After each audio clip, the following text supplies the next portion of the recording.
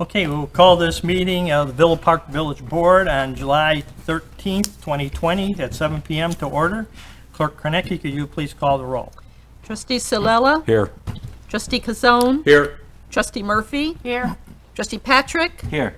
Trustee Tucker? Here. Trustee Wagner? Here. President Boltus? Here. Let's rise for the pledge and then remain standing for a short prayer from Trustee Wagner.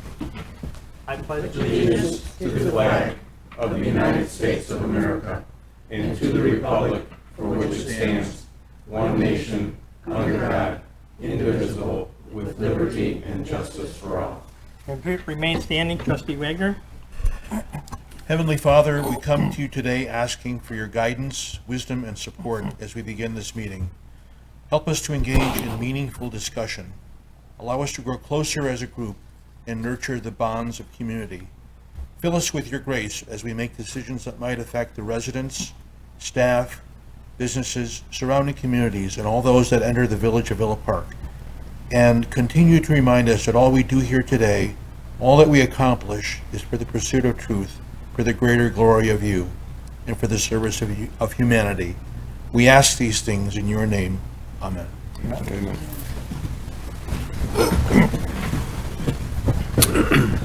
Okay, the first order of business is public comment on agenda item. That's any item from item 5 through 9B. Do we have anybody signed up? I have no one signed Okay. for agenda, no. Okay. Anyone else? A non-agenda item? Okay. So we'll get to the non-agenda later. This is agenda. Thank you. Okay, next item is amendment to the agenda. I'd like to entertain a motion to remove item number 9C from the agenda because we're still massaging the numbers a little bit. So we have a motion to remove 9C. I'll make that Trustee motion. Tucker? Okay, do we have a second? Trustee Kazone? I'll second that. Any questions? Roll call vote to remove 9C. Okay, Trustee Kazone? Yes. Trustee Patrick? Yes. Trustee Wagner? Yes. Trustee Silella? Yes. Trustee Murphy? Yes. Trustee Tucker? Yes. President Boltus? Okay. Any other amendments? Seeing none, we'll move down to appointments to the boards and commissions.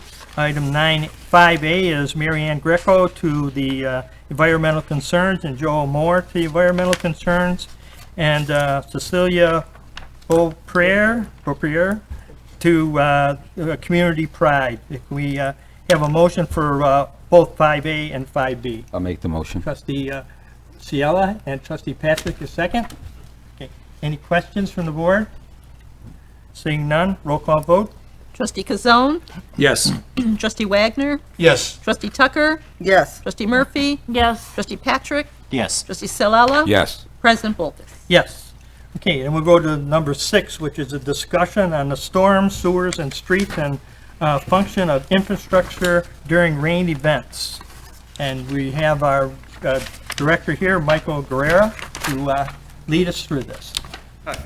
Thank you, Your Honor, trustees. I was asked to kind of put together a short presentation. Can you hear me okay? With regards to, we've kind of had, I'd like to say abnormal, but nowadays it's hard to determine what is normal. Some rain events throughout our community and what the village offers and what we're planning to do as we kind of move forward in the future.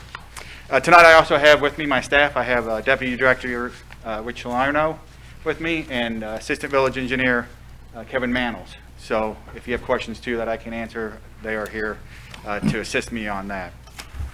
Tonight, I'm here to speak with regards to storms, sewers, and streets, kind of the function of our infrastructure and what we're doing to plan to try to help alleviate some of these flooding and backup concerns that we've experienced.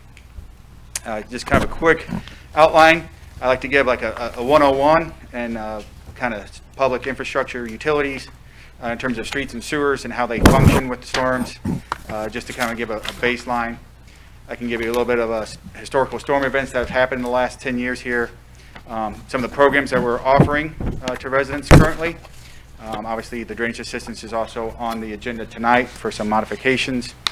And then our planning, what we're doing to move forward with the storm sewers, our combined sewer separations, and also a little bit of our street plan.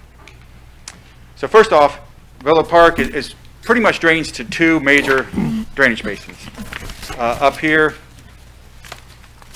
in the purple, the northern part of town and just a tiny bit of the southern part of town drain directly to Salt Creek. With the green section here draining directly to Sugar Creek.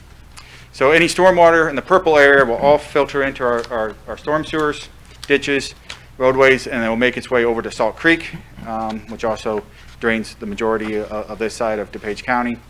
And then all the sections in the green area will drain, any water that drains there will drain down into Sugar Creek, which then goes over and ties into Salt Creek. If you look, there's a third section up here that's very tiny that goes to, I think, Westmore Creek. And then I also put over here kind of to provide a little bit more assistance and understanding is our sewers. So all of our sewers are kind of in different basins. They all kind of correlate, go to a collector, and then drain down. We have 9 sanitary only districts where we have segments of pipe and collection systems that drain together and go down to the Salt Creek sanitary district. And then we also have 4 combination sewers districts where we have 4 main trunks and 4 outfalls to Salt Creek. To kind of give a little bit of 101 background, storm sewers, obviously storm sewers are majorly designed to carry the rainfall through drainage structures, your catch basins, your inlets, carry them down through collector pipes and out to those creeks that we just talked about, Salt Creek and Sugar Creek. Currently, we have about 75 miles of storm sewers in town, and then about 9 miles of ditches and culverts that help drain the village. And right now we have, with the construction, I believe, of the one going on right now in Crescent for Esther Myrtle, we'll have 5 detention retention facilities in our community that we oversee. Combination sewers, I always like to touch on this. These are the old sewers, where one sewer carries both the stormwater runoff and your sanitary. So during dry weather, it operates as your sanitary pipe. You flush your toilet, you drain your tub, your sinks. It takes all that, takes it to the sanitary treatment plant over at Salt Creek. During rain events, all the catch basins are also tied to those storm sewers. So that sewer will take both the stormwater and your sanitary and take it down. We actually have a wet weather treatment plant, so when we have overflows where the sanitary district cannot take all of our flow, we take the backup and do a disinfect it and treat it and discharge it back out into Salt Creek. And then we have 4 diversion outfalls that when it's so heavy, it just bypasses everything and goes out to the creek. Part of that is the federal guidelines of 1995 is to get rid of. You can only have 4 outfalls on an average year, so the village has been working diligently to try to separate the sewers. And separate the sewers is we've been installing new storm sewers to get them off the sanitary sewers so that storm water is not going into the sanitary sewer. And this also helps prevent the backup. So a lot of the locations that get flooded in the basements during heavy rain events is because that sewer is at capacity with all the storm water. It has nowhere to go. It will go backwards up into homes. And by separating it, we kind of eliminate that a possibility of occurring. Previously, we had about 33 miles, and we have about 9 miles remaining. That's not quite up to date, as we're still kind of have to update our information with the projects that have occurred last year and that's occurring this year. So we probably have a little bit less than actual 9 miles, but that's the last figure that I could pull. And then finally, you have the dedicated sanitary sewer. And this is what your modern systems is hooked up, where the storm and the street go into the storm sewer, and then your sanitary, your sinks, your tubs, bathrooms all drain into the dedicated sanitary. And if you notice, we'll get into a little bit, the I&I where downspouts and footing drains should be separated off that. That's not allowed into our sanitary because that also can cause backups into homes during rain events. Obviously, the sanitary sewer's main job is to transfer the sewage from houses and commercial buildings down to the treatment facility at Salt Creek. Currently, we have about 73 miles of sanitary sewers. And then finally, we have our system of roads. I know the perception is a lot of people don't like to see ponding on roads during rain. The actuality is streets are actually designed to be a secondary conveyance of storm sewers. So when those pipes are full and the storm sewers are full, the streets are actually designed to help carry the water. That's why you see the 6-inch curbs to help people stay in the road, but also to convey that water to those storm inlets, allow a place for it to pond. Obviously, we prefer to have the water pond in the streets than in people's yards and houses. So it is a secondary form. I mean, the major function of a street is to transport traffic, but the secondary is to do stormwater. Currently, we have about 70 miles of streets and 4 miles of alleys. So this all kind of ties together of how we manage stormwater in the community with our infrastructure. Historically, since I've been here, I've been kind of informed of about 4 major events, with the last event kind of really occurring this past May. Back in September of 2008, we received about 7.5 inches of rain over a 2-day period, which caused substantial flooding in the community. July of 2010, we received almost 7 inches again. I think that was over about 24 hours. And then in April of 2013, which was the kind of the landmark here, they received over 9 inches of rain during a short period. And then this past event in May, we received 7 inches in that window of 3 days. From that, it's hard to see on here, but we have a map where we tracked all the locations that we received complaints, calls, notices of flooding. And overall, we had 218 locations experience some sort of issue during that rain event. 41 of them being sanitary sewer backups, with the water backed up into homes through the sanitary system. A lot of these were on that combination system that we just spoke about. We had 27 locations of major street flooding, making it impassable for cars to go. And then we had about 50 locations where people had flooding in their yards, where they didn't get into their house, and then about 100 where structures received water. And these numbers, again, are based off our car logs, emails, correspondence, and then we also correlated anybody that requested special pickup with moisture on as just a mean. So that might be skewed a little bit, but we wanted to skew on the side of error on that. So what do we currently offer our residents? Currently, we have a couple different options for your sanitary, and I put up there, I'm sorry, I put CSO, that's slang I'm used to, the combination combination sewer outfalls. Right now, we have a one-time sewer repair assistance, where we offer up 50% of the cost of the repairs, and this includes installation of backflow check valves on your sanitary service line going out to the street. Right now, it is a maximum up to $1,000, so the maximum that we reimburse is $1,000, and it is currently at this time a one-time reimbursement. So if you have issues currently 2 or 3 different times, you only get it one time. The second one is based on a lot of those storm events, is we have what's called an I&I inspection requirement. I&I is the inflow and infiltration. That's where I talked about separating your downspouts, your footing drains, and they can't go into the sanitary. That is a source of rainwater, groundwater going to our sanitary sewers, which can cause problems. So back from the previous rain events, we've instituted an I&I inspection requirement. So anytime a property is sold, you're required to get inspection from the village, where we go in and our plumbing inspector will look to see if any footing drains, any downspouts, sump pumps are tied directly to the sanitary sewer, and that will have to get disconnected and off of that sewer. To help prevent backups during rain events in regular sanitary sewers. Then also for the storm side, just for the rain, from the previous rain events, including this one, we currently have 16 locations that we check on a regular basis. Our operation guys go out pre and post storms, a lot of times during storms, and we have 16 different locations that have been known problem locations. That's street flooding, where we have street flooding locations where we have inlets that are known to clog, or just current issues, so we can put some barricades out. We can try to clear those inlets to help drainage of the area. We keep that as an ongoing.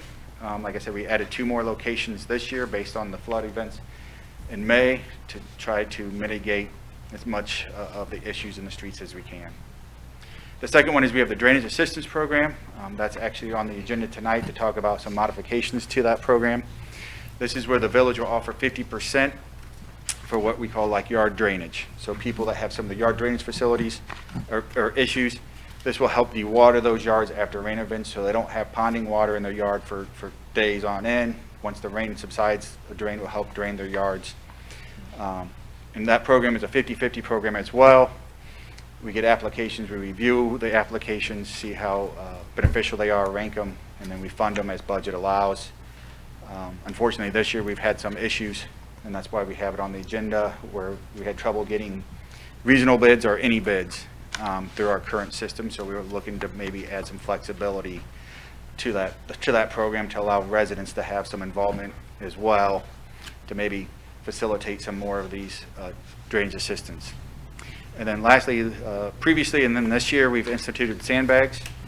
If you drive by our public works building out here before a storm, if it's anticipating heavy rain as best we can based on forecast, we'll put out a pallet of sandbags. So they're available to residents if they need to sandbag window wells, doorways, those sort of things, if we're anticipating heavy rain. Ever since that May event, we've had kind of 2 more rain events where we received over an inch in about a 15-minute period. So those flash flooding events are still occurring. Those are kind of our programs that we offer immediately right now. Obviously, we can always open up discussions if we want to change some of these programs. Obviously, we're asking some assistance on changing the drainage assistance. So moving forward, what's the village's plan to kind of help mitigate these issues? In 2015, 2 studies were completed to look at stormwater, one being on the Salt Creek drainage system and one being on the Sugar Creek drainage system. The 2015 Christopher Burke Engineering did a comprehensive study throughout the community where they've identified 13 project locations that need improvement, and it can cost upwards to $46 million based on those improvements.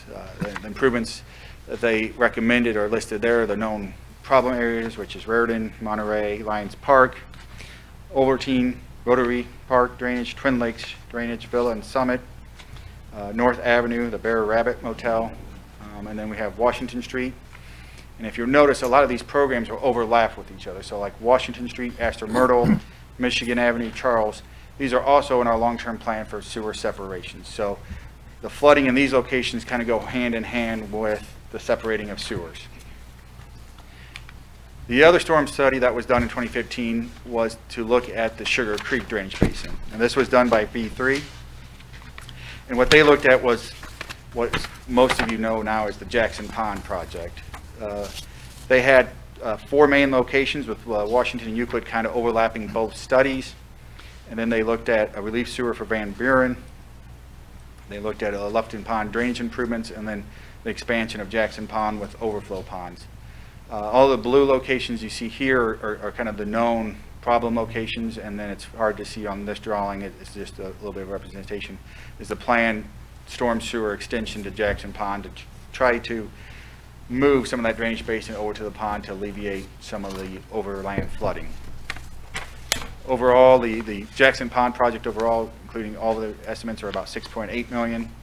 The Lufton Pond was a little closer to 700,000, and then the relief sewer being about 1.9. Like I said, a lot of these locations are also tied to our combined sewers, where we are having issues with the flooding through our sewer system. So as part of our National Discharge Elimination System, our NPDS permit, we have a long-term control plan, which was just updated in 2016. With that is, like we talked about, we have 4 outfalls locations in our community that when the combination sewer gets too much water, our treatment plant takes as much water as it can, and then it will leave itself back out to the creek. And we're trying to eliminate that from occurring. So we've identified these major areas of separation, and that's in our permit to get those separated. One of them we're doing right now is Astor Myrtle. The other one just was awarded with South Michigan, and you have the Maple, Oak, Pine, East Division, Myrtle, North Summit. Most of those we identified as the Maple Park or the Maple Street improvements, Maple area. And then we have Bierman, Wisconsin, Yale, and Westmore. So with that, how far have we gotten since 2015? In 2016, we completed the East Park Boulevard project.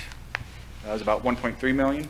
In 2017, we've completed we bought a house on Euclid to help mitigate, put some stormwater detention there. We did Bierman, we did a portion of South Michigan. Actually, I think we did most of South Michigan. No, I'm sorry, half. For a total of about $2 million that year for projects. In 2018, we did Monterey Stormwater Quality Project, that's kind of green infrastructure. The South Michigan second section, the Washington green infrastructure in second. So about $3.1 million. And then last year we did the overflow with the the South Michigan from Jackson to Madison, and then the overflow project are phases of that Sugar Creek stormwater study completed by V3. We kind of jumped to phase 2 and phase 3. Phase 1 being the Jackson Pond needs to be expanded. And we ran into some issues, and hopefully we can get those resolved this next year to get completed. Some of the other locations are tied to the 2015 Christopher Burke study to alleviate flooding. Currently this year we wrapped up the Rotary Park flood plan mitigation, where we expanded the flood storage area in Rotary Park to offset the addition. We have the Astromotor project going on right now. If you looked in your report, if you drive by Crescent, there's a very large hole in the ground right now. And that's where we're putting about a 200,000 gallon underground storage tank to help put another detention facility to help mitigate flooding issues in that location. Recently, we just awarded the South Michigan project. They're getting ready to break ground probably this week on that project, where we're separating the sewers from Central to Kenilworth.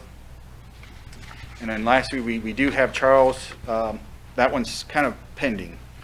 That one, we're kind of evaluating the funding to make sure that there's enough funding there this year before we put it out to bid. Obviously, we don't want to put a project out if we can't afford it and not get it completed.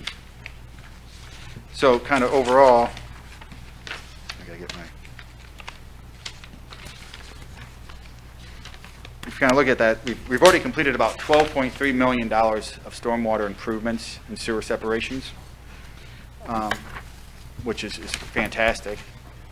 The problem moving forward is, if you look moving forward, we have all these projects in 2021 that are getting stacked up. And if you can do the quick math, that's about $25 million of work that still needs to be completed.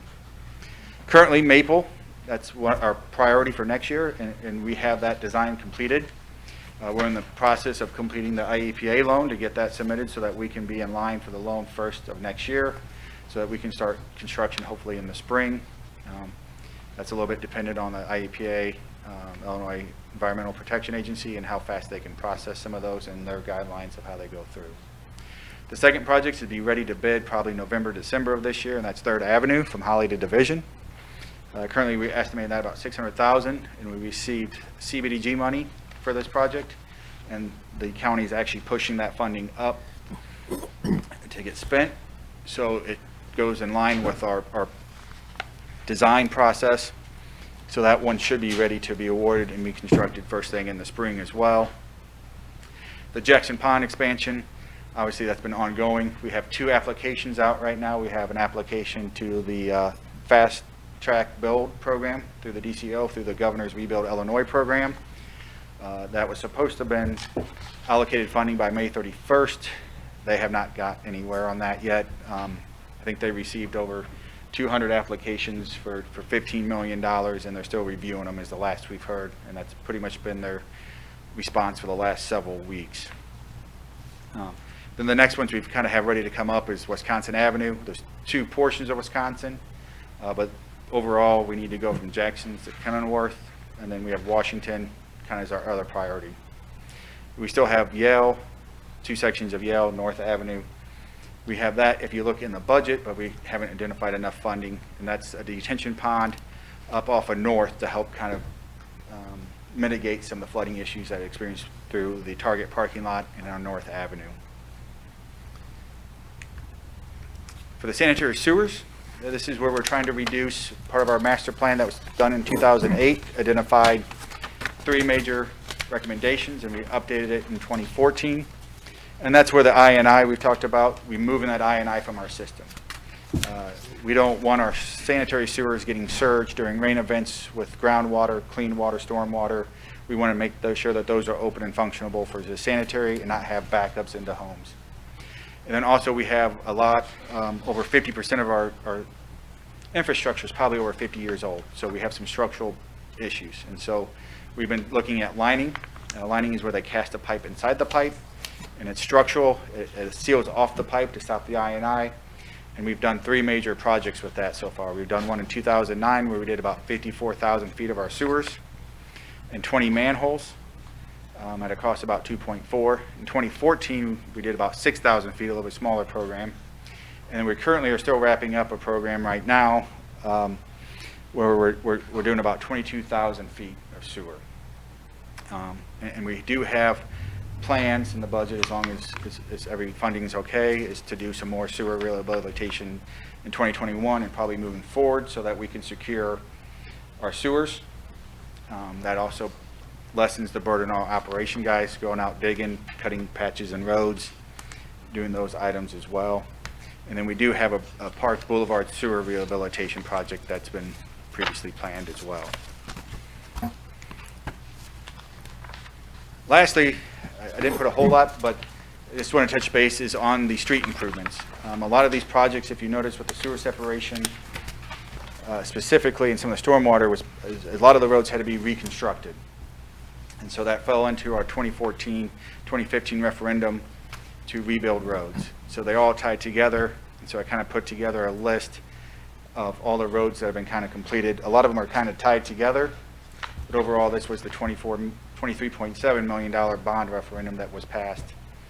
And so I was just kind of pointing towards the projects that we're looking at this year, which is obviously the 2020 street improvements. They just started that last week, and they'll be working this week out there. We have Astor Myrtle, it's about 2/3 of the way done, I would say. And then we have Michigan Avenue getting ready to start, and then we have Yale, which is underway as well right now. They just completed the main line of the water main. Moving forward, you see we do have quite a backlog, so we do have our work cut out for us, both financially and staff-wise, to try to get as many of those projects completed next year. Obviously, we're still targeting Monterey, Maple, Wisconsin, and Jackson Street, kind of being our primary targets for the next year and moving forward. So with that, I can take any questions that you may have on any of the programs that we offer or projects that we have underway. Steve Murphy.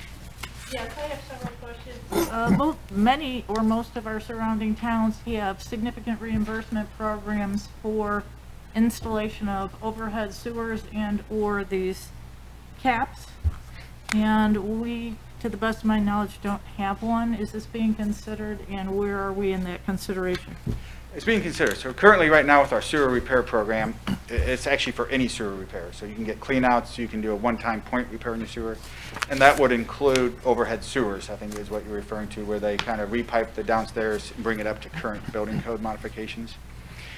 Typically, most of our residents have taken it to what you were calling the backflow preventer or the back check valve, where flaps put on your pipe so that when the water is surging backwards, it should seal off and prevent water from going backwards into your house. But currently, right now, you're correct, our maximum reimbursement's $1,000. The overhead sewers can be very costly. You're probably over $10,000, and we're starting to see a lot of the back check preventers being around $3,000 to $6,000, kind of depending on the complexity and the issues needed for your location. With that, I think we're open to the discussion of adding overhead sewers. Obviously, those are kind of budgetary concerns of how much money we offer, because I think this year we had 34. So we budgeted 40,000. Thank you, Rich. So we're at $1,000. That's 40 homes that can be assisted. If we increase it, we kind of decrease it. So that would be the balance of how much do we want to increase that budget. Well, I personally would prefer that it not be tied in with the $1,000 issue, because many of our residents are having front yard septic problems based on the age of the trees and the roots, and they're spending the $1,000, as I did, to get their front sewers repaired, which is totally aside from installation of these overhead sewers. I'm on South Yale, which is the absolute last one on the list for 2022. So, you know, what are we left with to deal with in the next 3 years with respect to that flooding? And, I mean, I'm not going to hold anyone's feet to the fire tonight, but we've got an agenda item that's been deferred to paint the water tower for $700,000. I would just as soon see that budget money shifted over and give some money to the people who need to be installing these flooding remediation problems. So I'm not going to hold you to that, but I do have one or two more questions. You talked about the flooding in the areas where we still have combined sewers. Are we getting any residential complaints about flooding where the streets have already been separated? The ones that we've got the most complaints about would be right there on Michigan. And some of those reasons that we've gotten is because we jumped a phase. The pond expansion and the trunk to get to that pond really is kind of phase one of that project. That's the critical piece of that project. I think that the thought was that was underway. We had some funding to do the next piece of Michigan, so we put a trunk line on Michigan, but obviously we don't have the facilities, the capacity in that pond to take that water without impacting other residents inversely. So at that location, we do have a couple restrictor plates out there.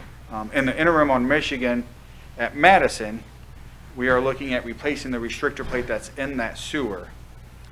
There's some issues with us being able to maintain it, so it's getting clogged easily, and some other issues, so we are looking at placing that out, replacing that with a different type of restrictor. It'll still be restricted down, we're still reducing the size until we can finish the pond, but we're looking at it where we can maintain it so that water flows and we don't get it clogged, and then provide a little bit of an overflow so it can continue to drain down after the events and not stay full of water. Recently, since we've gotten the pump, we've pumped down the Michigan sewer twice now, I believe, after rain events, to try to help facilitate some better flow in that area after those rain events as well. But the majority that I've heard, unless Kevin has had any other locations, has mostly been on the Michigan side Yeah, I agree that that's the primary location.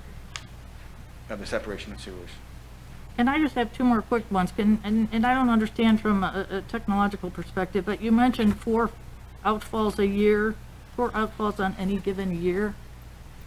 I don't understand enough to know what that means, but what if we need a 5th one?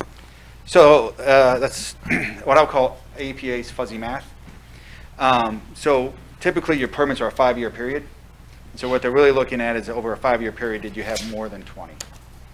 That's really how they come up with a 4 in an average year. So hopefully we'll have less than 4 every year, but if we have 2 or 3 one year and 5 one year, we should still be less than that amount. And we have an active plan that we're working towards to help reduce that. So as long as you stay on track of your plan, usually you don't want to follow the IEPA on those. But the language says 4 on an average year, but that was always the question is, what's an average year? Obviously, that's all changing. And the response has always kind of been, it's a 5-year program. As long as you stay less than 20 in the program, you should be okay. And I just have one other easy one, because I know I'm getting spanked for this. Is there anything the residents can do during these storms to help remediate any water in their streets? For example, I've gone out and I've cleared off the sewer intakes, and my neighbors are having fits because they're saying, I'm opening those up to more water, and that's what's coming up in the basements. So what do we do? Is there anything we can do? Should we implement a program where we have one neighborhood watch on every block, and there's something that person can do on the street, or no? That should be something we can look at. Obviously, we do encourage residents, if you have a catch basin and inlet near your property, to keep an eye on it. Obviously, I don't think it's allowed by code, but we highly discourage people from blowing grass out into the street. Obviously, we don't want that going into the catch basins, clogging them.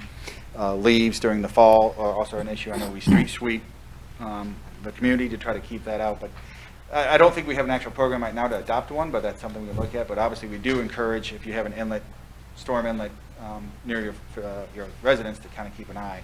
But do we want it open, or do we want it closed? I mean, I'm being told, cover those up. We'd rather have the street flooded than have it coming up in our basement. That's kind of the hard chicken and the egg, I would say, with the combination sewers. Obviously, the middle of the community is the combination. Obviously, the more water that's going into the storm drain has the probability of backing up to homes that don't have the check valves or have a system to prevent the water from going backwards. If you're not in the combination area, I would say, yes, we want you to clear the inlets. We want that water to go into the storm drains as much as possible. So if you're on the very north end of town or very south end of town, I would say, yes, we want you to clear the inlets. We want that water to go in the storm drains. We want it to drain. The middle, the combination, I would still lean on trying to keep as much stormwater open, because a lot of times that surging depends on the quality. So if it's a light rain or a medium rain where the sewers can handle it, but the inlets are clogged, then we don't have street flooding causing issues where it didn't need to be caused. During the heavy ones, obviously, we don't have still issues, unfortunately. Thank you. Trustee Wanger. Residents that have issues with the infiltration and inflow, are they eligible for the 50/50 program? I believe so. I might defer to Rich on this when he has more experience with the I&I and drainage systems program.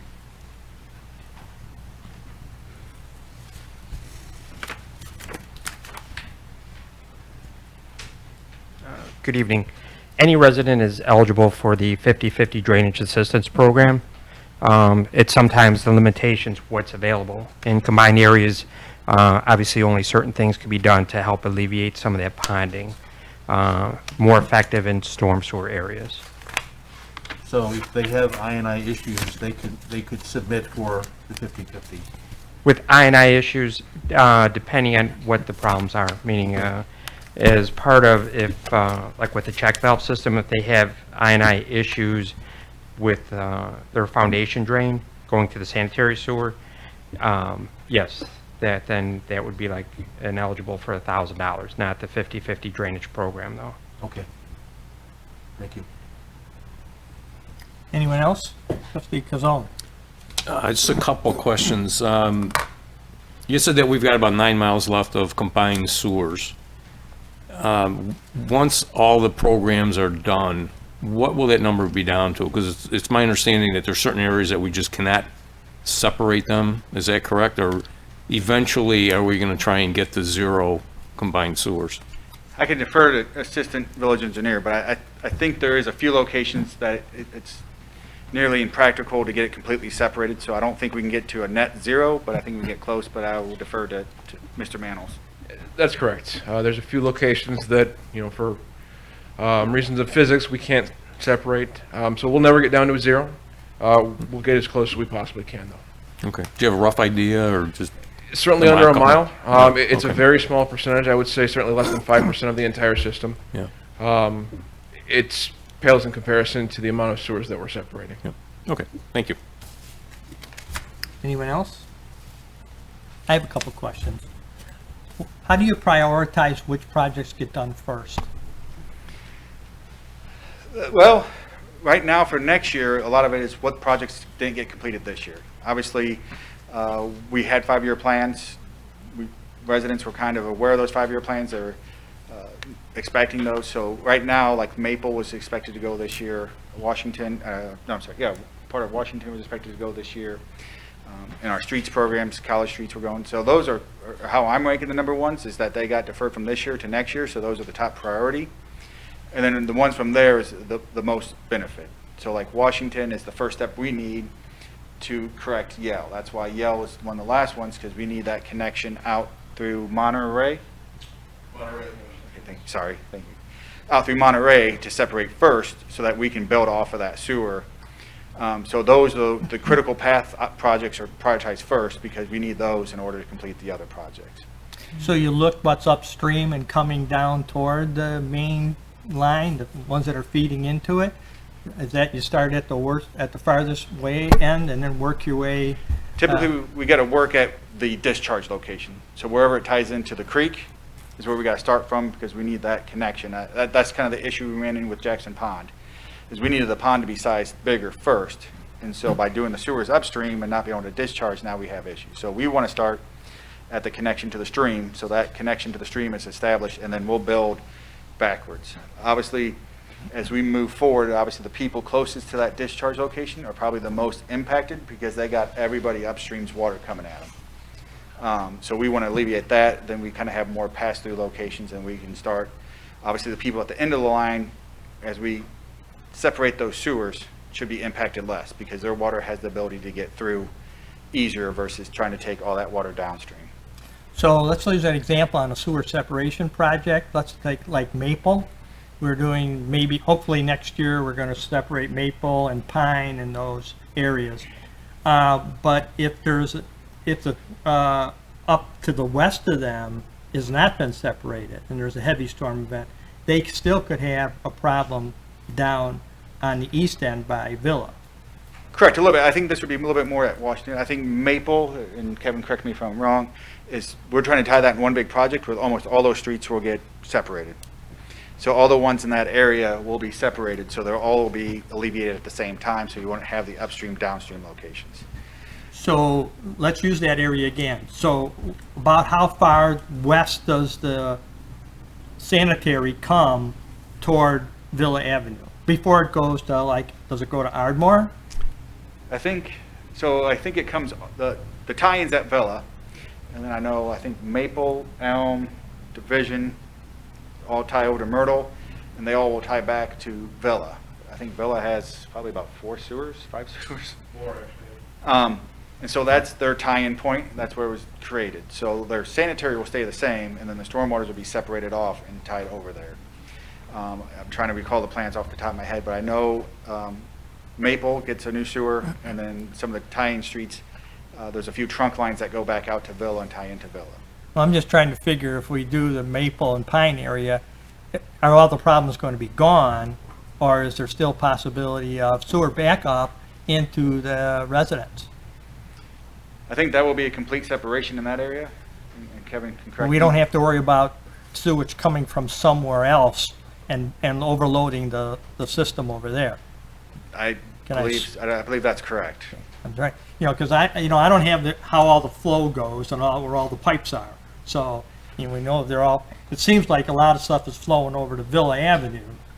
And then the question is the capacity there on a sanitary to be able to handle the amount that's coming there? Or has that been a problem? I might have to defer to Kevin because he's been more involved in the design. Michael's only been on board for a few months, so that's why we have the other guys here. I know the layout, but I don't know the calculations. So I Okay. might have to defer to Kevin on the actual design questions. Your Honor, if I'm understanding correctly, you're asking if the sewer, the existing sewer on Villa has enough capacity to handle it. Right, for sanitary. And my response, I think, would be that currently that flow is going into the combined sewer. And so we're going to be taking most of that flow off the combined sewer, putting it into a storm sewer. The actual volume that's going to be on that sewer is going to be less than it is now. So we're not talking about a question of whether or not it has enough capacity. We're actually going to be reducing the flows into that sewer. So there's really no question that it should be improving the situation. So when you do the storm sewer separately, let's use again Maple and Pine, where is that discharging at? In this case, the new storm sewers on Maple, Pine, and Oak will be discharging into the storm sewer that's constructed on Villa in the late 90s. And so that storm sewer, as I understand, was constructed with enough capacity to be able to handle the future separation on these side streets. Oh, okay. When the designers put that together back, about 25 years ago now, they accounted for that during that process. And if I could just add in too, I want to mention, with Maple area and then the upcoming Charles Avenue project, the entire area between Ardmore Avenue and Villa Avenue, St. Charles and the UP Railroad would be separated at that point. Those are the last two projects that involve sewer separation. After that, will be 100% separated in that little area of town. Now, my other question is, we have some areas where are low, which we know, and houses have been flooding. Is it actually feasible to build a storm sewer big enough to handle the water that accumulates in those areas? Or would it be less expensive to acquire those homes and build a detention pond where that water could be held until it could be safely released at a controlled amount into the storm sewers? I would say the short answer is that it is more cost effective to buy out homes and put above ground detention. We actually did run into issues with the storm sewers on Maple, and that it was a very complicated engineering project to try and size those appropriately to be able to accommodate that entire Maple area. Obviously, buyouts and stormwater detention have their own consequences, their own costs, but generally speaking, it is more cost effective to move that route. So one of the areas I was also thinking about is like on Addison Road, where we have an area that floods quite regularly. A lot of that water comes also to us from Lombard, and exacerbates the problem there for us. Is there any possibility of buying out? Would it be okay to buy some of those houses? There's some there that their basements flood completely and it goes into their first floor repeatedly. So I would say that that's a different situation now. We've already invested a few $1 million in the Jackson Pond project, and that project is expected to save roughly 60 homes from future flooding. So with the money we've already put into that project, with the upcoming expansion of the existing pond, we're in a position to go ahead and alleviate the flooding from most of those homes for most events. I think at this point it would be better to continue that course and finish the project through to completion. I think we'd see much greater benefit and especially a return on the investment that we've already made there. I would also suggest that maybe a lot of that water in that area comes from Lombard. Could we sort of talk them, can you give us a little money here, you know, because we're taking care of their problem. I'm going to hold my breath, so. But, you know, we're taking their water, and especially even down Jackson, you know, we get a lot of water from Lombard, from those condos up just to the west. So I think we have talked to them in the past about buying out some house on Addison Road. Maybe you weren't involved in that, Kevin, to build a pond to retain some water, and they were somewhat receptive to that. So just for in the future, that if we can get wherever we can find the money, so because we don't have $43 million laying around. So okay. And we can obviously initiate some of those conversations with Lombard, for sure.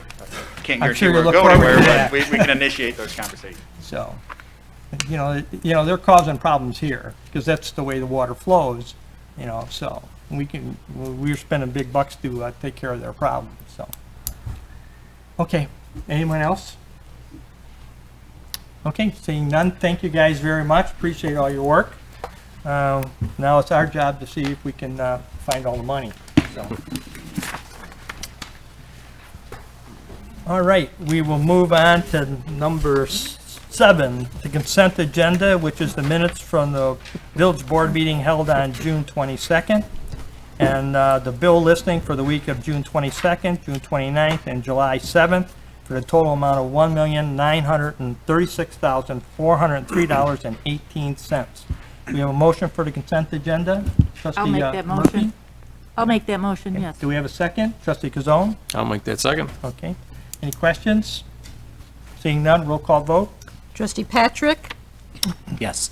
Trustee Tucker? Yes. Trustee Sillella? Yes. Trustee Wagner? Yes. Trustee Kazone? Yes. Trustee Murphy? Yes. President Bolfus? Yes. That passes, and we'll move on to 8A, which is an ordinance of the Village of Villa Park, DuPage County, Illinois, establishing temporary executive powers pursuant to Chapter 8, Article 3, Section 8-301 to 308 of the Villa Park Municipal Code, and 65 ILCS 5/11-1-6 of the Illinois Municipal Code, and 20 ILCS 3305-11 of the Illinois Emergency Management Act. And this ordinance extends the temporary executive power contained in ordinance number 4153, approved by the village board on June 22nd, 2020, until such time that the village board can reconvene in an open meeting. Do we have a motion for the ordinance? Trustee Wagner? I'd like to make that motion. Okay, do we have a second? Trustee Ciela? Any questions or comments? Trustee Murphy? Yes, can you please remind me what needs to take place, at which time we will no longer have to do this? How long do we continue this, or what action will happen where we will no longer need to include this in our agenda? Sure. As long as there is a declaration of emergency in the state of Illinois, which possibly could take us through Phase 5, Restore Illinois 5. However, hopefully, as we get closer to that point, we'll feel a little more comfortable about any emergency. Thank you. And as you're aware, really haven't used that authority much, but it's good to have available when we need it right away. And we also don't know of any funds that may become available to us will require an emergency declaration on our part to get some reimbursement from the state or from the federal government. Okay. Thank you. Anyone else? None? Okay, roll call vote, please. Trustee Murphy? Yes. Trustee Kazone? Yes. Trustee Tucker? Yes. Trustee Patrick? Yes. Trustee Wagner? Yes. Trustee Sillella? Yes. President Bolfus? Yes, that passes, and we'll move to number 8B, which is an ordinance of the Village of Villa Park, DuPage County, Illinois, granting a variation to allow a shipping container for permanent storage at 324 East Central Boulevard, Manzarkina. Thank you, Your Honor. The petitioner, Jack Kozar, proposes to utilize a shipping container as a storage unit for the subject property located at 324 East Central Boulevard. The shipping container, measuring 8 feet wide by 9, approximately 10 inches long, and 8 8 feet 6 inches high, would be screened from view and placed along the north lot line in between the buildings. A variance is required as village code does not permit permanent outdoor storage containers. Per section 6.11, including section 6.11 2H, 4, and 13, temporary outdoor storage containers are permitted up to 60 consecutive days per year, but does not allow for them to be used for the purpose of conducting business or selling merchandise. Thank you, Your Honor. Do we have a motion for the ordinance? Trustee Wagner? I'd like to make that motion. Do we have a second? Trustee Patrick? I'd like to make a second. Thank you. Okay. Any questions or comments? Trustee Tucker? I have several questions, actually. I understand from the thing the staff was not in favor of this storage container. They would prefer to have a permanent structure or a shed there instead of that steel container. My question was, and this is probably of the owner, was there a comparison done between the purchase of that storage container, the fence, to actually having a permanent structure there? We'll have to question Director Consuelo Algares. Is that what she says her name? Is she here? Oh, there she is. Can't recognize her. Sorry if I got your name right. Good evening, She's new President too. and trustees. Yeah, as far as I know, the petitioner did not submit a cost analysis comparing the scenarios, and that's a question for the petitioner. He might have done that on his own. I'd like to know if there was one on what the benefit is compared to having a permanent structure there without a fence. I know. Because I would prefer not to have metal crates all over town. Storage structures being put in there. So the Planning and Zoning Commission, who spent quite a bit of time talking about this, they were aware of the staff's opinion on that. But they voted unanimously to allow it. I understand. I don't but- want to get into it too far. Mr. Kozar, would you mind if you have an answer to Trustee Tucker's question, if you come up to the mic, if you would? Petitioner is here.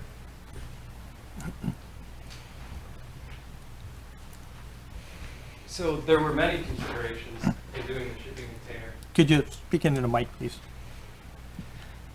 There were many considerations in doing the shipping container.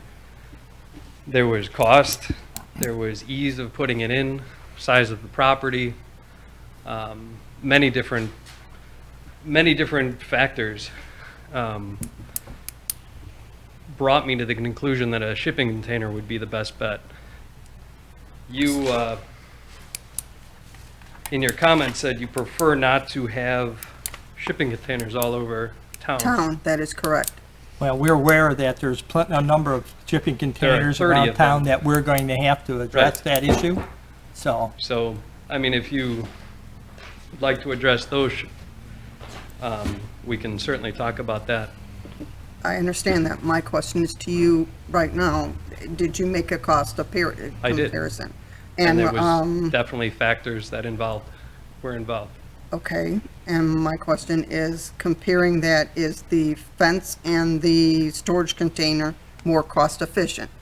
It makes more economic sense to me to do it the way that I'm choosing to do it. Okay. okay. The reason for the storage container, is it because of safety issues? It was more efficient that way, or is it just a cost efficiency that you decided to do that? Safety is one of the factors, yes.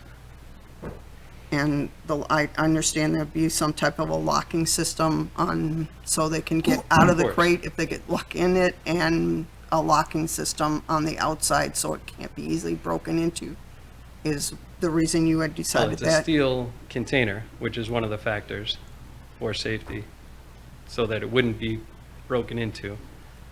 I guess I don't understand your comment. If somebody is nefarious and locks somebody into the shipping container, I mean, that's It's just a question, yes. But to I make sure need to that understand for your some question. reason the wind blew and closed the door and somebody got stuck inside the crate, would there be a way for them to be get Do you out of know the how a crate. shipping container works? Yes, I do. Then how would that happen with the wind blowing? It happens. Well, Believe I me, it's don't see happened. that it would, because a shipping container has a lever. So to close that door, you have to close the door, then you have to take the lever, lift it up, turn it, fit it into the groove, set it down, and place it back in.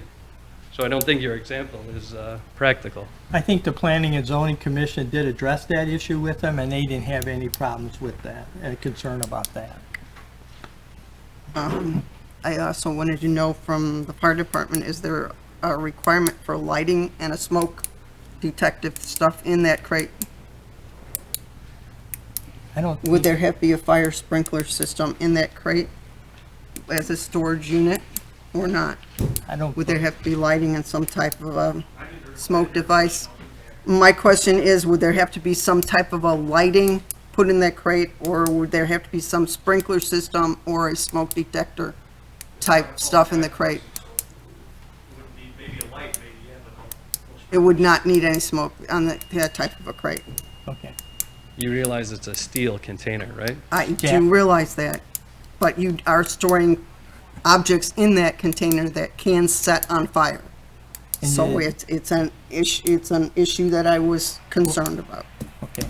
All right. Well, okay. Anything else? No. No? Okay. Anyone else have any questions? Okay. With that, we'll roll call vote. Okay, trustee Sillella, Yes. trustee Kazone, Yes. trustee Tucker, No. trustee Murphy, Yes. trustee Patrick, Yes. trustee Wagner, Yes. President Bolfus. Yes, that passes. And we'll move on to item 9A, which is a resolution of the Village of Villa Park, DuPage County, Illinois, authorizing the appointment of an administrative officer. Manager Keener. Thank you, Your Honor. The Illinois Municipal Code provides that the village board may designate a qualified administrative officer of the municipality to perform the duties of the village manager at such times that the manager is absent or unable due to disability to perform the duties of the office. Recent staffing changes necessitate the reappointment of a staff person to this responsibility. It is recommended that Director of Public Works, Mr. Michael Guerra, be appointed as administrative officer. Thank you, Your Honor. Do we have a motion for the resolution? Trustee Kazone? I'll make that motion, Mr. We have a President. Second? Trustee Wagner? I'll second the motion. Okay. Any questions or comments? Trustee Murphy? Yes, I had asked Manager Keener if he could share with me, and I think the other board members may be interested as to whether or not any other candidates were considered. I'm significantly impressed with Director Guerrero's performance to date, but I am concerned that we have other staff members who have been in town longer and are more familiar with our staff, that for at least a temporary interim, one of my questions that I don't believe I know the answer to is, what if we were to vote this in, does it stay in until it would come up on another agenda, or is this annually? Can we consider putting in a more senior tenured staff member for a short-term period while Director Guerrero gets up to speed with the village and the members of our staff? Manager Keener? Thank you, Your Honor. I feel very comfortable that Mr. Guerra can be the administrative officer. As I talked to Trustee Murphy for some time today, and with this appointment, would not change unless it was brought back at a future board meeting for a different individual, et cetera. But I feel very confident that Mike can be the administrative officer. I speak to him several times every day, and he's done very well. And we have a very talented staff. And again, Your Honor and Board, I think he will do fine. And at some point, we need to change and move to a different individual rather than the deputy engineer, Mr. Salerno. And as the Director of Public Works, Mike is heavily involved in the planning and overseeing of the roadways, sewers, water, etc. And as you noticed this evening, a lot of the questions had to related to roadway, water, separation of sewers, etc. And I think it's more efficient to have the Director of Public Works as my backup, because a lot of the questions involve just what I named. Thank you, Your Honor. Anything else? Anyone else? Okay, Trustee Tucker. I have a question to ask. And this might be off the record, but if It's we on need the a record Director now. of Public Works, could our village manager take over his position? I don't, you know, You're the only one that knows the qualification of the two, so if we had to move somebody into Public Works, could you be moved into that position? well, we have other staff members that would be able to temporarily it's- fill that position. You're going, my question is, if he's taking over the spot for our manager at the time, is it interversive that he would be able to take the spot of our Director of Public Works? Are they intercoordinated by the job description that they are on the same line? Manager Keener. Thank you, Your Honor. Trustee Tucker, I'm not a registered professional engineer. I'm sure that staff would not want me in the building over there. But, you know, I provide guidance every day to multiple departments, along with Public Works. And so I'm there usually in the morning looking for free coffee and talking to them about roadway projects and economic development and community development. As you're aware, all three department heads are now in the same building. Their offices are next door to each other. So again, I'm not a registered professional engineer. Happy to help out over there, but I don't think they'd want me in the building that often. Thank you. Okay. Anyone else? Seeing none, roll call vote, please.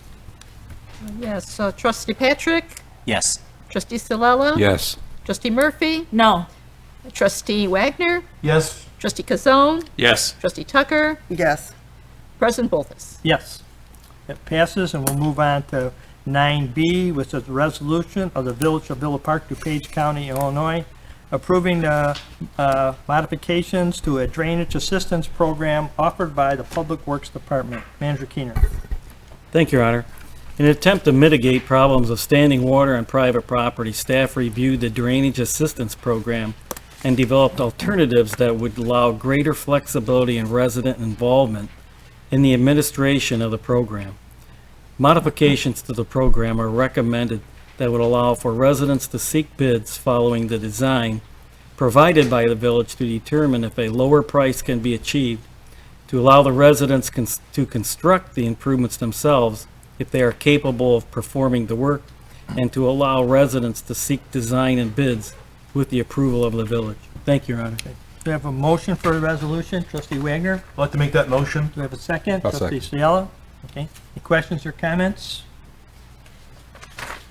Seeing none, roll call vote. Trustee Patrick, Yes. Trustee Murphy, Yes. Trustee Kazone, Yes. Trustee Tucker, Yes. Trustee Wagner, Yes. Trustee Stilella. Yes. President Bolfus. Yes. That passes, and we'll move on to number 10, which is public comments on non-agenda items. Dr. Konecki, do we have any non? Yes, Questions? yes, Mary Brunner would be first. Well, yeah, Kathy Halloran is also signed up. Mhm. Yeah, you can go up front and sign in after, thank you. My name is Kathy Halloran, and I live at 538 East Wildwood in Monterey. 1 John, chapter 3, verse 18. Little children, let us love, not in word or speech, but in truth and action. My neighbors and I are not feeling very loved. And right now, I am searching for the truth. I want to know why the Traffic and Safety Commission meeting was left out of the loop with the AK mulch move, and why the Planning and Zoning Commission was left out of the loop with the AK mulch move. Mr. Kozar had to fight tooth and nail for a storage container. Mr. President, from your address to the village in the spring of 2020, it says the village also acquired the AK Mulch property on Villa Avenue, and we will be making this property into a municipal parking lot to help alleviate the parking issues in the active Old Town Villa Park Business District. And then it says, take some time to look through the Parks and Recreation, but it says nothing about where AK Mulch moved or how it negatively impacted our neighborhood and how 37 homes were sacrificed for 48 parking spots for more brewing. And I know Villa Park, I've lived here 20 years, and Villa Park says it's a community, a residential community, one of the best places to live. But what it says it is, and what it does, is opposite. It says on our website, relax, grow, play. Rotary Park is destroyed, gone.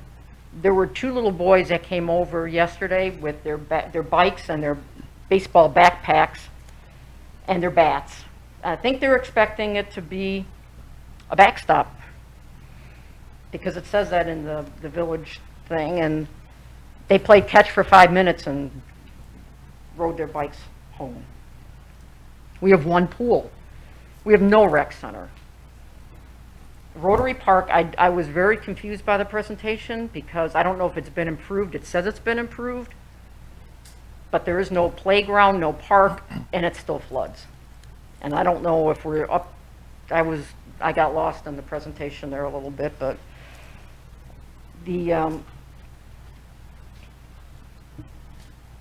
I also really don't understand how I've been at the last two Planning and Zoning Commission meetings, and there's been no trustee representation at that meeting. So I don't know if it's televised, if you're watching on TV, I don't know. But there's been no trustee at the Planning and Zoning Commission meetings, the last two that I've been at. And Trustee Wagner has been at the Traffic and Safety Commission meeting. So he knows I've spoken at those two meetings.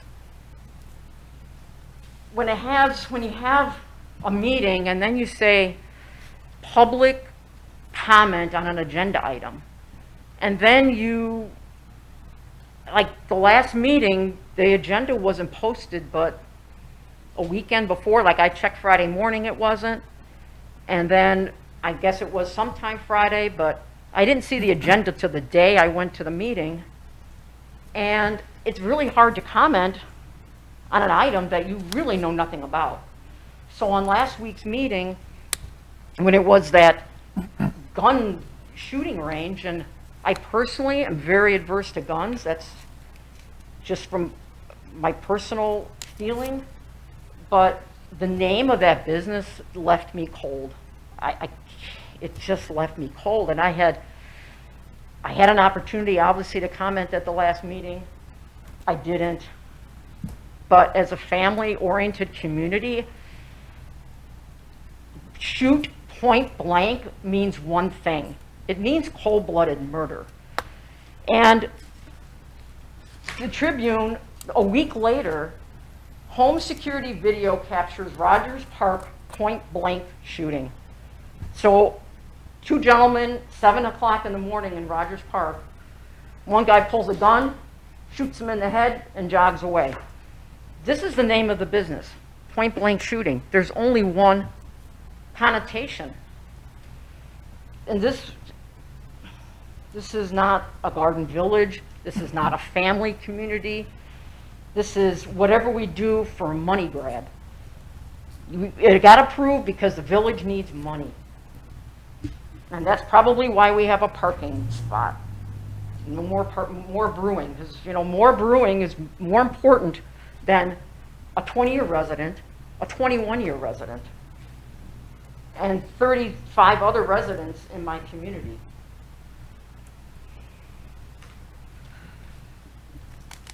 I'm going to keep coming to the meetings. I want some answers, I really do. I want to know why this happened to us. And we have commissions and nobody seems to care that nobody was consulted on it. Thank you. Okay, thank you. Okay. Mary, did you want to speak? Mary Brunner? Hi. I'm Mary Brunner. Obviously, I'm talking about the same thing that Kathy was. I live at 512 East Wildwood Avenue. I'm concerned, and I really have more of a question than a statement. I would like to know what the plans are for the other 3/4 of the parking lot that's on 100 and 110 Villa. I know there's a couple businesses that are still on it, and they have leases for a while, so whatever happens can't be done for 2-3 years, if I understand properly. So I would really be interested in if that whole thing is going to be turned into a parking lot. I cannot for the life of me understand how that's for the betterment and the de-blighting of our town, because right now it looks terrible. I know it's a new parking lot, and I hope they get a lot of use out of it. I went around and counted the parking spots in that Villa business area. There's 102 private parking spots for businesses that have from 6 to 12 spots for their own businesses. There's 203 public parking spots, and that doesn't include the street parking down Central and Kenilworth and Park. And I know everybody wants to park right up in front of where they're going, but you don't always get to do that. Sometimes you have to walk a little bit, and I would think for more brewery or even Demito's, who I'm assuming this parking lot basically is for, they're going to have a little more energy before or after they're drinking. The village paid over $3.3 million in this transaction. And right now we got 48 parking spots. Comes to about $68,750 a parking spot. And I'm not sure, Trustee Murphy, that's where we should be spending our money. I don't know how this became such an important thing, this parking, for this area that is dying. There's a business that's just for rent now, the beauty salon. It's a comic book store and an exercise place and a pizza place and a tattoo parlor. And a lot of those businesses have their own private parking spots. I'm just kind of disappointed the way this happened. We were kind of all taken aback that now we really do live on a road that's akin to Route 83. And it's gotten a little better, I have to admit. But if we have to go through that every spring season for 3 months, it's just not right. You didn't serve these citizens well at all. Thank you. Thank you. Anyone else? Those are the only ones I'd signed up. Okay. That might Anyone be- else? Yeah. Want to sign in up there, Yes, sir. trustee, former? Thank you, Your Honor.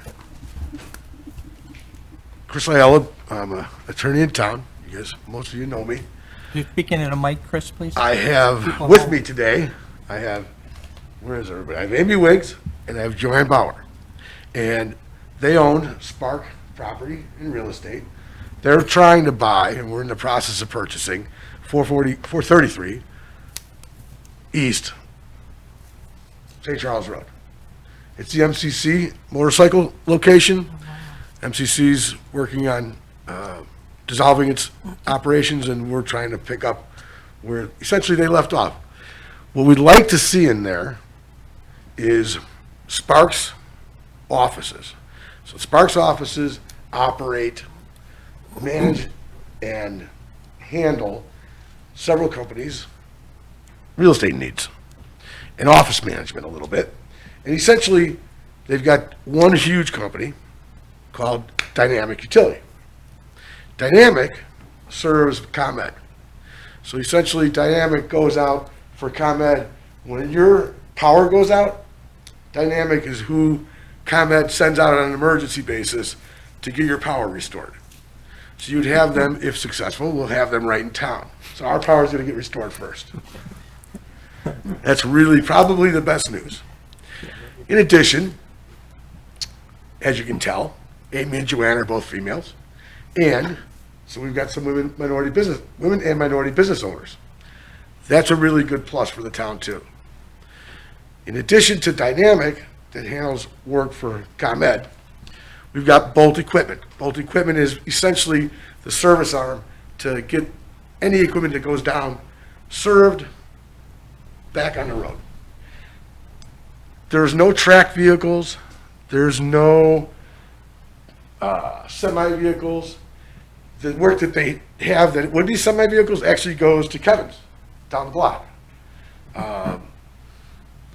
They use a lot of the businesses in town. They use their Speedy over here, and they use Atomic up on North Avenue for their transmission work. What is going to happen over there is essentially those three businesses are going to have their offices in the what's now the showroom.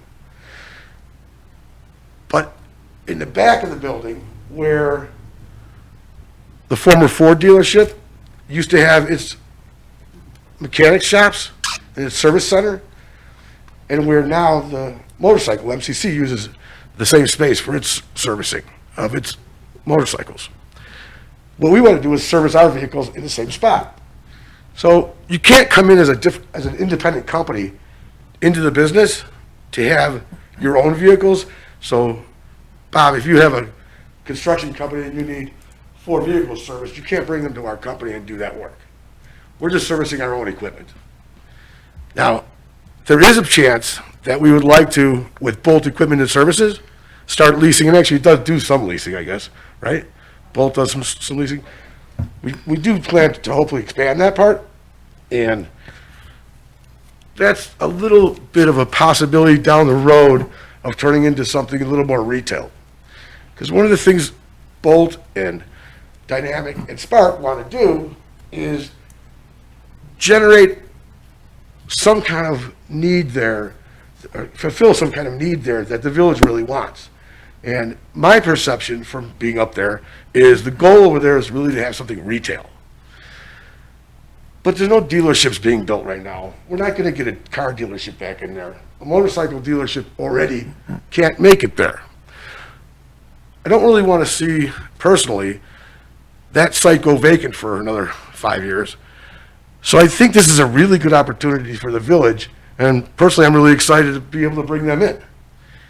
What I wanted to do today is just give you an idea of what they're going to do over there. The vehicles you would see are F-250s, F-350s, so the larger pickup trucks. The bigger vehicles you would see over there, not semis, not probably the biggest thing you'd see over there is the vacuum trucks, like the village vacuum truck or the village bucket truck. You'd see that. That's the largest vehicles. Those we can stick in our service center, so they don't have to sit outside overnight. There's not going to be a lot of equipment sitting outside or anything like that. My concern, though, is even though we would fit for office perfectly in the existing zoning, we would fit for servicing those parts of the vehicles that are really more, they're the guys, employees, cars that they drive around for work and take home. So they're really their personal vehicles. So all that fits. It's really just that bucket truck and that vacuum truck that doesn't quite fit perfectly in the existing zoning, because those are more like commercial vehicles. They are commercial vehicles. So we're trying to find a way where we don't get in trouble. Everything else fits the use perfectly. We don't want to get in trouble that every once in a while there's a boom truck or a bucket truck or a vacuum truck slipping into the service center. And even though we would fit everywhere else and have a right to occupy, there's a chance that someone might get upset that those kind of trucks are there, and we don't want to get cited for that kind of thing and have a problem with the board or the staff. So what we're looking from you today is just to give you that kind of an introduction. Do you see any problems other than the two items or the two vehicles that I'm talking about? Do you guys see any issues off the top of your heads that you're like, oh, no way, get me out of here? I mean, I'm not going down Wildwood. I'll go right out onto North Avenue. I'm going to leave this off for a little bit. You're on to St. Charles. I'm sorry, not North Avenue, St. Charles. Thank you, Al. Do you guys see anything that jumps out at you from this description that's like, oh man, get me, you know, we're gonna bring 100 employees into this village. There's gonna be some good use over there. These guys are great business owners. This thing has gone in like 3 years from 0 to $20 million company. So we have nothing but upside. ComEd needs us. We need ComEd, we need somewhere to go, and this would be a good spot for us. This would be a perfect spot. Amy lived in Lombard for, last time I said how long she lived there for, a very long time. And then today when I thought about saying that last time, I thought, that's probably not a good way to go. So she was staying here for quite a long time. And you know, they have family in the area, they have family in town. Several of the employees work in town, live in town already, and can walk to work. So that's what we have for you so far.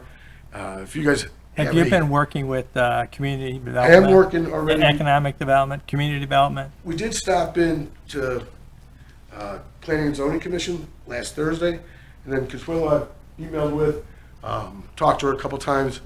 We're trying to get a meeting scheduled for tomorrow. Both our schedules are a little tight, so we're working on it.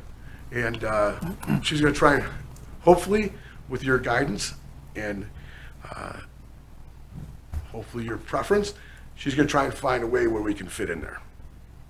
That's the idea so far. I would wait for her recommendation. Understood. Because, you know, I generally, what the rules are, is that's what we have to follow, so. Yes. And that's what we want you to follow. We want to follow the rules. So we're not looking to avoid the rules. We're looking to make sure we comply with them. She's the person. Deal. Understood. Yes, ma'am. Chris, do you have an anticipated timeline for this transition? If we could fulfill it the way we want to do it, we're closed by September and in there in January 1st. Thank you. If not faster. Yes, go ahead. You know, it's not an ideal use there. You know, like you say, I think the comprehensive plan is to have some type of retail in there, some kind of sales tax developing company in there, but the building, I think, is suited for what they're doing. It's a great location for the business, and like you say, you hate to see that building empty for 3-4 years and not doing anything there, which makes it worse. But I mean, I would be, if it passes muster with community development, I don't know if this would need a special use, but obviously Consuelo would be able to take care of that. And as long if it passes that, and if it has to go to P&Z for approval, if it gets through that, I would have no problem with it. The service work, even if it's non-commercial, would need the special use. Yeah. Or not the special use, special use, that's right. Okay. Yeah, I would be okay with it. Well, thank you very much. Thanks for listening. Appreciate your time. Okay. Anyone else on a non-agenda item? Have you signed in? Sign in and state your name and where you're at. I guess you're on 5 West Park. Yep, so I feel like I have to show my face. So I've met a couple of you in the past. I used to have a beard and then a mustache, and that's all within the last 6 months. So it's been a difficult 2020. Okay, name and where your address. Sure. So name is Ethan Coleman. I'm here to talk about 5 West Park Boulevard, which I am the owner of 5 West Park Boulevard. I think I met you once.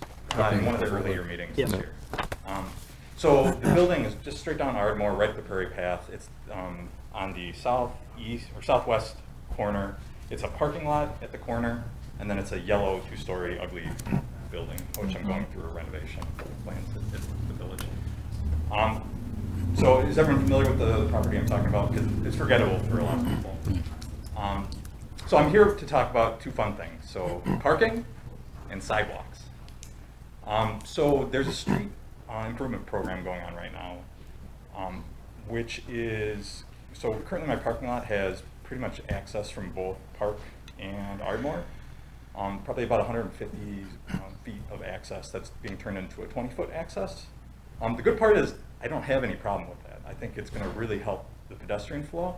I would like the village to recognize in the records that I'm creating parking spots, which doesn't happen too often this easily nowadays.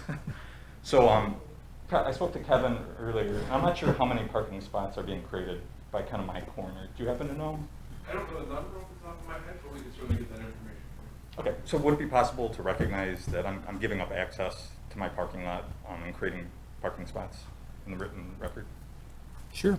Okay, so that's easy, that's parking. Uh-huh. So sidewalks, so I recognize that there was a street improvement program that started, or that has been planned for a while. I didn't realize it was for sidewalks, and part of the reason is my information of owning the building wasn't complete at the village, so there was just no way to get a hold of me, so no problem. So with the work going on, there's a lot being put into new sidewalks. It's going to be pedestrian friendly. It's not going to have curb cuts. So if you're familiar walking that area, both crossing Park and crossing Ardmore are quite wide at that section. It's not like at Central in Ardmore. It's basically a two-lane road at Central and Ardmore in the cross street. At Park and Ardmore, it's more like a 4-lane road. I think we're all aware of the Okay. area. So it's a good.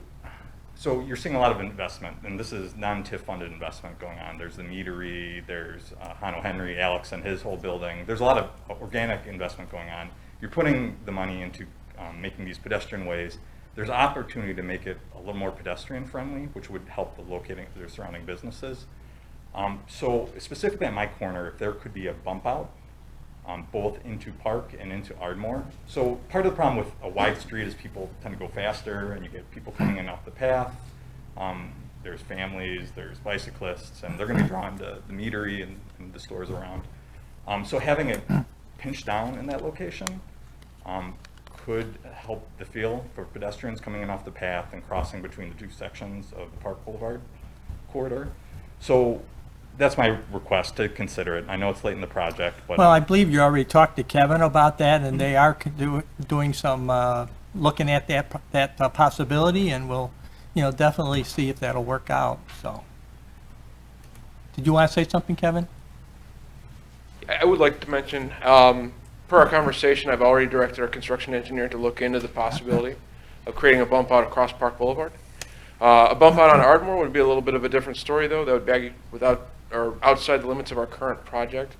I would also be quite a bit more involved in terms of the engineering and analyzing traffic and whatnot. So that's something I would say is probably beyond the scope of our current project. But we are looking into the crossing on Park, and assuming it's cost effective, assuming it makes sense from an engineering standpoint, staff recommends moving forward with that if it fits the bill. okay, it's going to be an extra cost to your already approved program. So what is the process for getting that through, and is it likely, unlikely? I mean, I'm in engineering, so I know these late changes cost money, and Sure. Well, it has a better opportunity of possibly getting through if the final cost of the project is less than what we originally thought. So that's a possibility too. So. We're looking into all the ramifications right now, the cost as well as the engineering side of it. So once we have that information, we'll have a better position to speak from with regard to whether it can move forward or not. And who has accountability or responsibility for the final decision in that process? I would say it depends on the cost and how those factors come back. So until that happens, we wouldn't be able to say for certain. Okay. So we'll work on it. Okay. And we've got you. He's got your name. We all have your name. So yeah, we all had conversation with you today. So we'll keep in touch. Okay. We'll see what we can work out. Thank you for listening, considering. Mm-hmm. Okay, thank you. Anyone else on a non-agenda item? Nope. Okay. Then we will move down to the clerk's report. I have no report. Thank you. Thank you.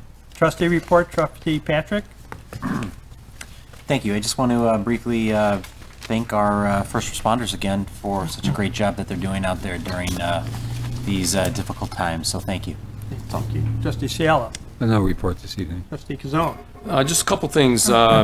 Just want to let everybody know the Economic Development Commission meeting set for Wednesday, the 15th, has been canceled. So don't bother showing up here if it's because there will be nobody here. And also on Saturday, the electronic recycling will be from 9 to 12 at Public Works at 20 West Home Street. So that is, I know a few people have mentioned that about getting recycling, getting that back going. And I think last month it had started up again. So it's this Saturday, the 18th between 9 and 12 at the Public Works Building. Okay, thank you.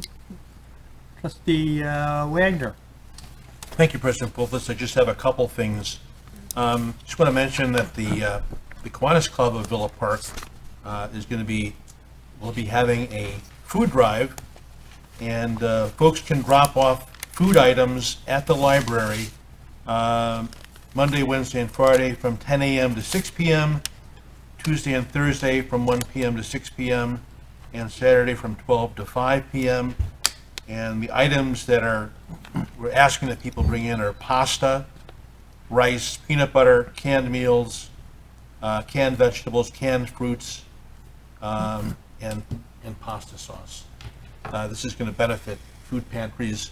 I think primarily the Lombard Villa Park Food Pantry it will benefit. Just want to remind folks that the Love Your Neighbor Day is scheduled for September 19th. It's a Saturday from 9 a.m. to noon, and this year will be a little bit different because instead of working inside people's homes out of concern for COVID-19, all the work will be on the exterior, yard work, etc. And so they're looking for applications for people who are interested. They'll be accepting applications until mid-August, and of course they're looking for volunteers. I just want to mention that our Impact Villa Park, which is our DUCAP group in Villa Park, had a very successful service project cleaning the Great Western Trail, and last Friday, with the help of New Hope Church, they had a kind of a drive-in movie where they got a lot of kids that came out for the service project. They came out just to talk with them, and there's another one planned for Friday, July 24th as well. So that organization, our DUCAP group, is taking off. And just want to let folks know that with the leadership of the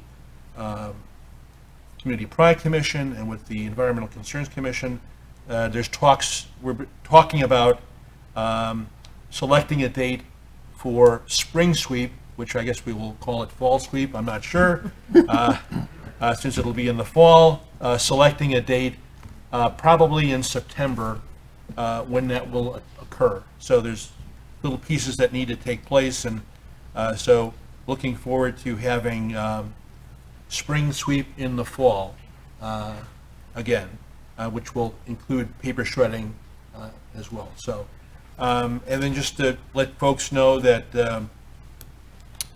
the DuPage River Salt Creek Watershed Group had some presentations about the removal of the dam in Fullersburg by Growey Mill, and there's a public comment section. If people would like to input on that issue, they can.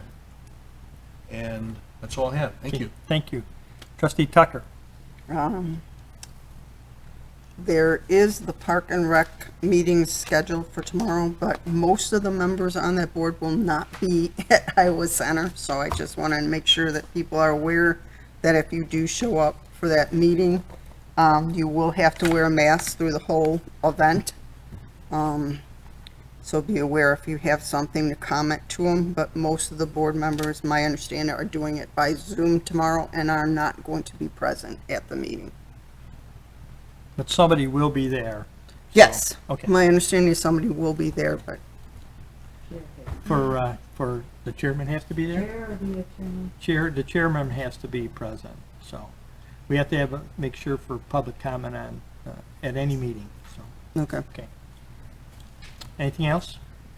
No, I have not. Trustee Murphy? No report, thank you. Okay, thank you. I have just a couple things. First, I want to remind the residents that the census is still going on. The cutoff date has been extended.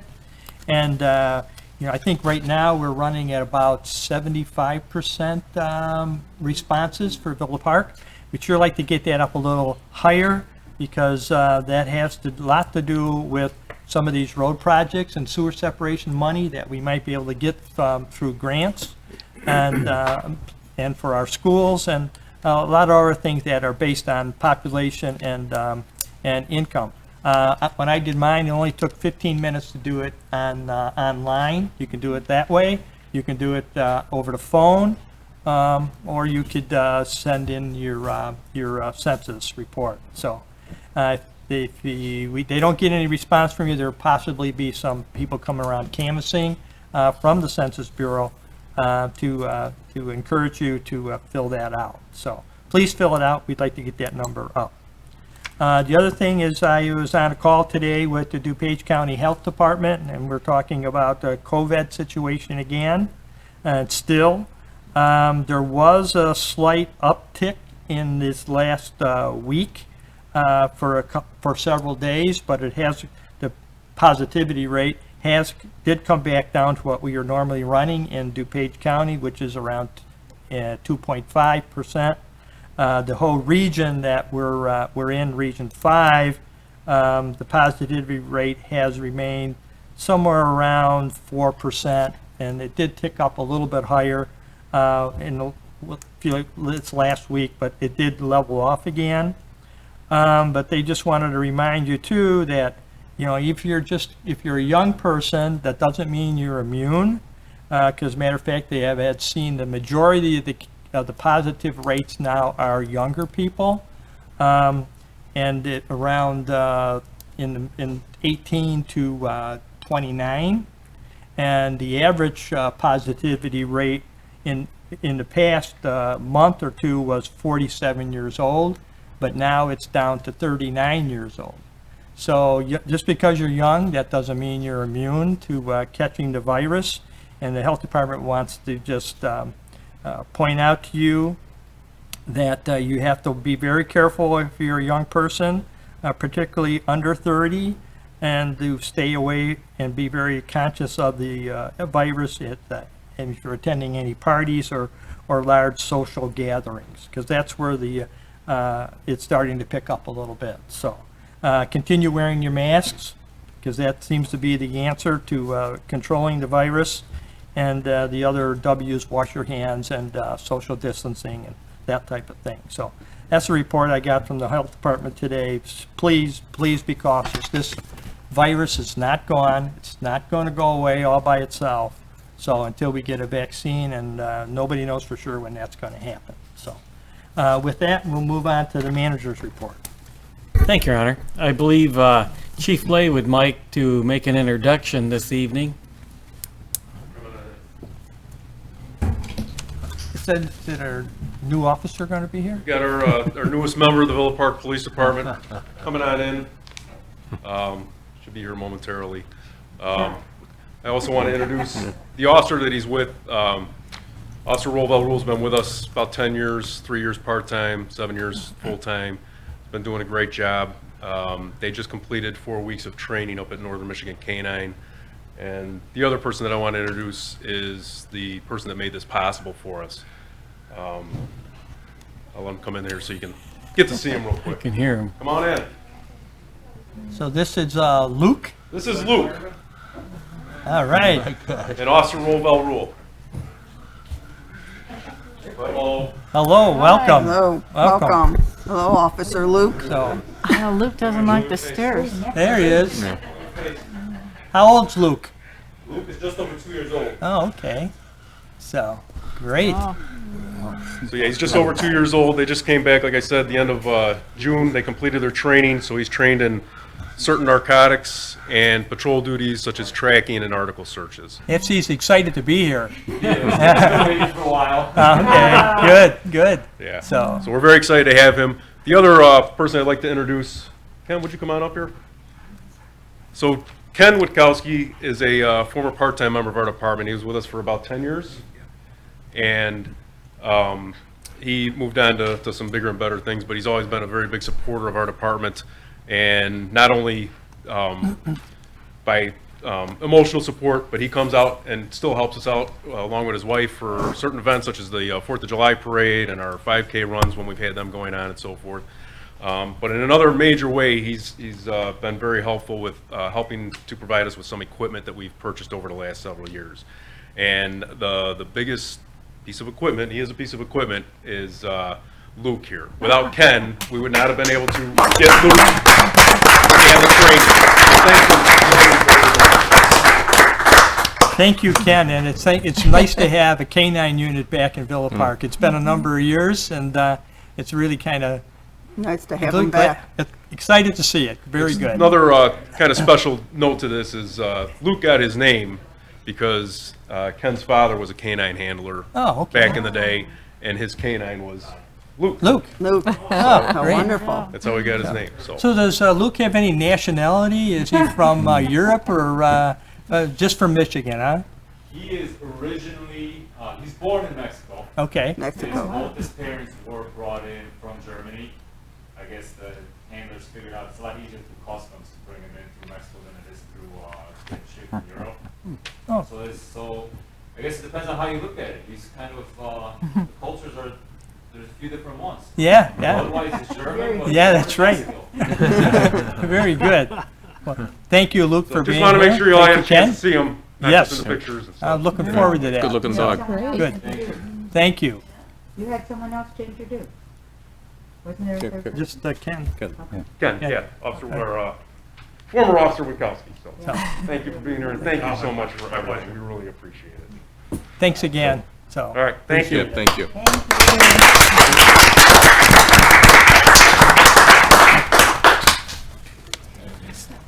Okay, with that, we need Manager Keener. That's enough. I almost forgot you. Okay. We need a motion to adjourn. Trustee Kazone. I'll make and that Trustee motion, President. Ciala is second. All in favor, say aye. Aye. And we'll be back in 2 weeks on July 27th. Thank you. All right, so